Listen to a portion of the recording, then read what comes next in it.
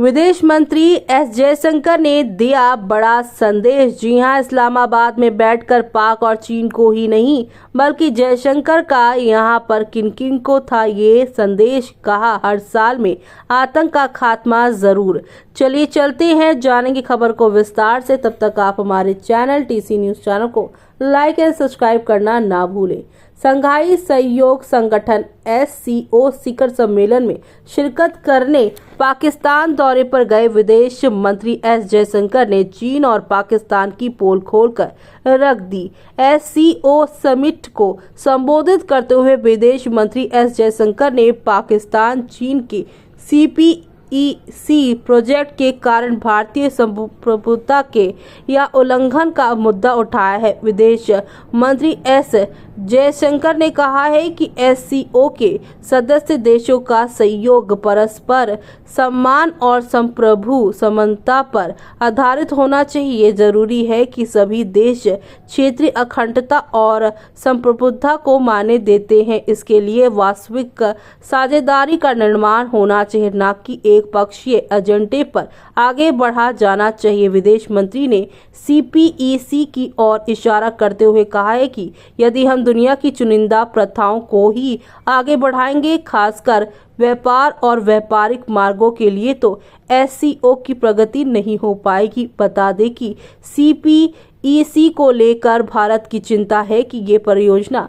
पाकिस्तान के कब्जे वाले कश्मीर से होकर गुजरती है। इस क्षेत्र को यह भारत अपना अभिन्न हिस्सा मानता है। विदेश मंत्री एस जयशंकर ने SCO शिखर सम्मेलन में कहा है कि SCO का प्राथमिक लक्ष्य आतंकवाद, अलगाववाद और अतिवाद का मुकाबला करना है। वर्तमान समय में ये और भी महत्वपूर्ण है। इसके लिए ईमानदार बातचीत, विश्वास, अच्छे यहाँ पर पड़ोसी और SCO चार्टर के प्रति यहाँ पर जो है प्रतिबद्धता की आवश्यकता है। SCO को इन 3 बुराइयों का मुकाबला करने में दृढ़ और संकल्पित होने की आवश्यकता है। जी हाँ, CPEC की ओर इशारा संप्रभुता की सम्मान की बात है। UNSC में सुधार की पहल करे SCO जो और इसी के साथ पाकिस्तान से संवाद।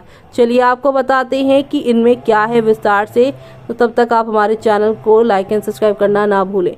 उन्होंने कहा है कि वैश्वीकरण और पुनर्स्थुलन वर्तमान समय की वास्तविकताएं हैं। SCO देशों को इससे आगे बढ़ाने की आवश्यकता है। विदेश मंत्री ने कहा है कि परस्पर सम्मान और संप्रभुता समानता पर आधारित होना चाहिए। तो वहीं विदेश मंत्री ने कहा कि SCO को कोशिश करनी चाहिए कि वैश्विक संस्थाएं रिफॉर्म्स के साथ कदम ताल करे। इसकी कोशिश होनी चाहिए कि संयुक्त राष्ट्र सुरक्षा परिषद में भागीदारी बढ़ाए और इसी के साथ पाकिस्तान से संवाद। इस पर उन्होंने कहा है कि भारत के विदेश मंत्री एस जयशंकर ने अपने संबोधन में पाकिस्तानी अवाम से भी संवाद स्थापित करने की कोशिश की है। उन्होंने कहा है कि यदि विश्वास की कमी है या सहयोग अपर्याप्त है, यदि मित्रता कम पड़ गई है और अच्छे पड़ोसी की भावना कहीं कम है, तो आत्मचिंतन करने और कारणों को समाधान करने खोजने की यहाँ पर वजह ढूंढे।